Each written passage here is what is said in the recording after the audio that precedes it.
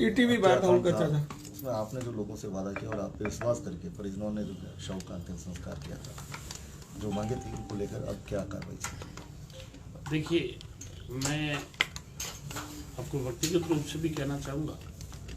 और एक ऐसा जिम्मेवार नागरिक होने के नाते भी, अपने जोधपुर जिला एक ऐसा शांत जिला है, पश्चिमी राजस्थान पूरा शांत अपना भूभाग है, और अपने राजस्थान जैसा अपना शांत प्रदेश के अंदर जिस प्रकार से निर्मम और जघन्य हत्याकांड हुआ, ऐसे हत्याकांड की एक सभ्य समाज के अंदर कोई भी जगह नहीं है। आपने और हमने सबने इस बात के लिए दुख प्रकट किया और हम इस प्रकार की घटना से बहुत ही स्तब्ध है और बहुत मुझे दुखी भी, क्योंकि जिस प्रकार की मुझे डेड बॉडी के काट के 6-7 टुकड़े किए और जिस प्रकार से गटर में उसको दफनाया है, खड्डे में दफनाया है, इस प्रकार के हत्याकांड ऐसा वाकई में दिल को झकझोर देने वाला है। और हमने परिजनों के साथ में बैठकर वार्ता की और वार्ता के साथ में हमारे जो मुख्य बिंदु पर इनकी ऐसा सहमति बन गई और ये था कि इनकी पहले मांग ये थी कि आपकी केंद्रीय एजेंसी से सीबीआई से इसकी जांच हो और जो जांच के अंदर जितना समय पत्राचार में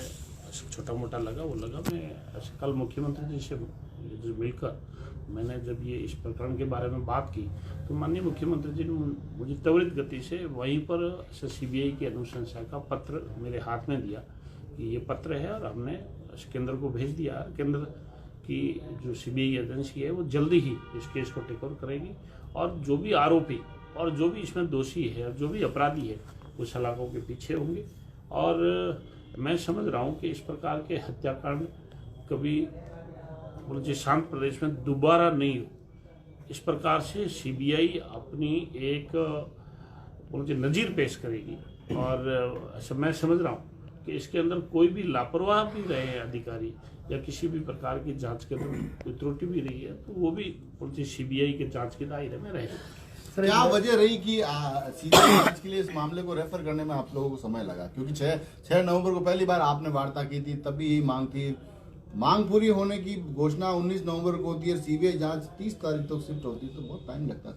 नहीं, देखिए, जब हमने ऐसा 6 तारीख को हमने जब मीटिंग की तो उस दिन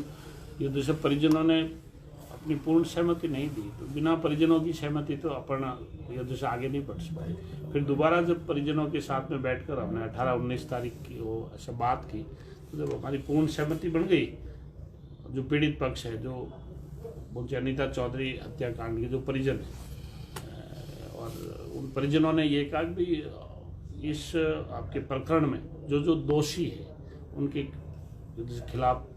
कड़ी से कड़ी कार्रवाई होनी चाहिए। तो उसके बाद में ऐसा त्वरित गति से पत्र ऐसा लिखा गया। देखिए, एक कोई सरकारी ऐसा सिस्टम होता है, यहाँ से रिकमेंडेशन गई है, फिर यहाँ से पुलिस कमिश्नर के द्वारा आपकी डीजीपी दूसरा राजस्थान के पास में गई है, फिर आपके चीफ सेक्रेटरी साहब के पास में गई है, फिर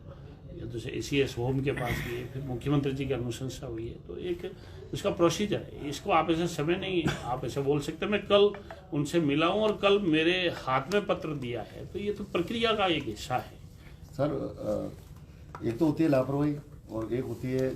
जानबूझ के पर्दा डालने वाली बात। परिवार के लोगों का कहना है कि पुलिस ने जानबूझ के इसको जो है एक लूट का मुकदमा बनाने का प्रयास किया। खुद आपने और हनुमान बेनीवाल ने कहा था कि इसमें बड़े बड़े लोग सम्मिलित हैं और पर्याप्त सबूत जो है आप लोगों को दिखाए गए थे। यदि ऐसा होता है तो क्या उन अधिकारियों के खिलाफ कोई कार्रवाई होगी? देखिए, जो इस प्रकरण के अंदर अनीता चौधरी मुझे हत्याकांड के अंदर जहाँ भी कड़ियाँ जुड़ेगी और जो लोग भी दोषी होंगे वो ऐसा सब के सब सीबीआई के जांच के दायरे में रहेंगे। और आप और हम सब बोलते सीबीआई के ऊपर भरोसा कर सकते हैं और एक केंद्रीय जांच एजेंसी है, वो बिना किसी दबाव के और बिना किसी लाग लपेट के ही अपनी जैसे जांच करती है। इसलिए आप लोगों को और हम लोगों को बोलना चाहिए सीबीआई के ऊपर भरोसा करना चाहिए। और जहाँ तक आपने बोलना चाहिए मेरे नाम से कहा है कि भाई आप का ये कहना है कि कोई बड़े बड़े ऐसे लोग इसके अंदर इन्वॉल्वमेंट होंगे, ऐसा मेरा कहीं पर वक्तव्य नहीं है, ऐसा मेरा व्यक्तिगत। और मैं और भी कहना चाहूँगा कि इसमें चाहे बड़े लोग हो, चाहे मध्यम स्तर के लोग हो, चाहे कोई ऐसा सर्विस वाले हो, चाहे व्यापारी वर्ग के लोग हो, चाहे कोई भी लोग हो, मैंने कभी भी किसी का व्यक्तिगत नाम नहीं तो लिया, न मैं ऐसा नाम ऐसे लेता हूँ। हाँ, इस प्रकरण के अंदर जो भी आरोपी है, जो भी अपराधी है, वो आपके जो है सीबीआई के जांच के दायरे में रहेंगे। सीबीआई जांच करेगी और सीबीआई जांच करने के बाद में जो दोषी है वो अपना आप ही मुझे अनुसंधान के अंदर आएगा। ये तो सर बेराराम सियोल कोई अनुसंधान एजेंसी नहीं है, इसलिए मैं किसी के ऊपर दोष ये तो सर नहीं दे सकता।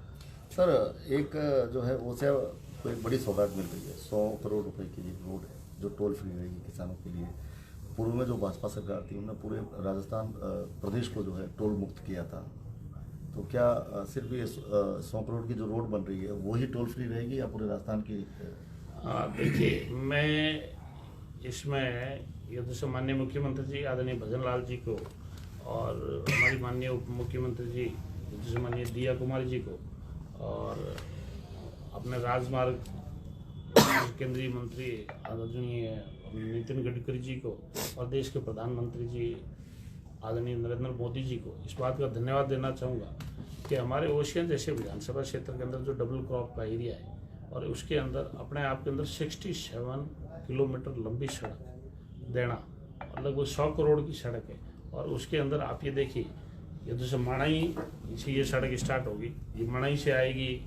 आपकी बीजवाड़िया से आएगी बालरवा आपकी, इसके बाद ये रजासनी, कोटड़ा, ये मथानिया, ये खोतड़ी, फिर आपकी कोटवाड़ी, फिर मांडियाई खुर्द, मांडियाई कल्ला, आपके धौलिया नगर, ये जैसे बलासरिया, ये जैसे खेतासर, आपके बैचारनाम, खाबड़ा खुर्द, खाबड़ा कल्ला, आपकी डाबड़ी और एकलकोरी, ये इतने लगभग 2 दर्जन ग्राम पंचायतों को एमडीआर से जुड़ना अपने आप के अंदर एक बहुत बड़ी बात है। मैंने माननीय मुख्यमंत्री जी के सामने और माननीय उप मुख्यमंत्री जी दिया कुमार जी के सामने मैंने मेरे ओसियां विधानसभा क्षेत्र की 3 सड़कों को प्रमुखता से ओडीआर से एमडीआर में कन्वर्ट करने के लिए निवेदन किया था, जिसकी एक आपकी तीनों सड़कें एमडीआर के अंदर आपकी घोषणा भी होगी। एक सड़क को तो ऑलरेडी बोलना चाहिए बजट प्रस्ताव के अंदर ले लिया, लगभग 25 करोड़ की वो जो आपकी सड़क है जो आपकी कैरू से आपकी माड़ूंगा होते हुए आपकी डिगाड़ी होते हुए ये जो गगाड़ी होते हुए 5 लाख की तरफ ये जो है चिराई की तरफ जाएगी। और दूसरी जो ये सड़क है जो आपकी लगभग आपकी 67 किलोमीटर है, मैं समझता हूँ राइजिंग राजस्थान के उपलक्ष्य में और सरकार का 1 साल पूरा होने के उपलक्ष्य में अपने आप के अंदर एक बहुत बड़ी ओशियां की सौगात है कि आपके सड़क के क्षेत्र में 125 करोड़ रुपए ओशियां विधानसभा क्षेत्र को मिले, जो आपके राइजिंग राजस्थान से लेके विकसित भारत 2047 तक एक अपने आप के अंदर एक बहुत बड़ा तोहफा है। कांग्रेस की पूर्ववर्ती सरकार ने सिर्फ कागजों के अंदर ही घोषणा की थी, लेकिन धरातल के अंदर कभी कोई काम नहीं उतरा। पहले ही वर्ष के अंदर हमारे ओसियां विधानसभा क्षेत्र के अंदर लगभग 132 के जीएसएस है, तिवरी आपकी नगर पालिका है, आपकी कन्या महाविद्यालय ओसियां को मिला। बहुत सारी ऐसी सौगातें हैं जो अपना आपके अंदर ये कह सकते हैं कि आपका राइजिंग राजस्थान हो रहा है और बहुत सारे हजारों लाखों करोड़ों के एमओयूज जो राजस्थान के अंदर हो रहे हैं वो धरातल के अंदर उतरेंगे और अपना राजस्थान ऐसा विकसित राजस्थान होगा, अपना राजस्थान अग्रणी राजस्थान। अच्छा सर, जिस तरीके से इस अनीता चौधरी मामले में जाट समाज आंदोलन कर रहा है, कह रहा है मांगे पूरी नहीं हुई है, उसको लेकर आप क्या कहेंगे? देखिए, जो परिवारजनों के साथ में बैठकर जिन 4 बिंदुओं के ऊपर ऐसा सहमति बनी है उसमें आपकी सीबीआई की अनुशंसा हो गई है, इसमें किसी को कोई डाउट नहीं। 51 लाख रुपए देने की घोषणा थी, 5 लाख रुपए सरकार देगी, बाकी का मैं बोलना चाहिए सामाजिक स्तर पर उनको इकट्ठा करके दूंगा। अगले 1 या 2 सप्ताह के अंदर मैं खुद वहाँ से व्यक्तिगत रूप से जाकर उनके पैसे समाज के सब पंच पटेलों के साथ बैठ कर और समाज के भामाशाहों के साथ बैठकर और उसके अंदर हम खुद भी उसमें सहयोग राशि देकर उनकी दूसरी मांग पूरी हो जाएगी। तीसरी मांग जो है संविदा कर्मी के ऊपर जो लगाने की बात है, वो भी जो अपना अनीता चौधरी के परिजन मुझे कागजात उपलब्ध करवाएंगे तो उनको भी संविदा कर्मी की नौकरी उनको उपलब्ध करवा जाएंगे। और इसके अलावा कोई ऐसा दोषी अधिकारी था तो उनको हटा दिया। और इसके अलावा भी मैं आपको एक चीज़ और कह रहा हूँ, इस जघन्य हत्याकांड के अंदर कोई भी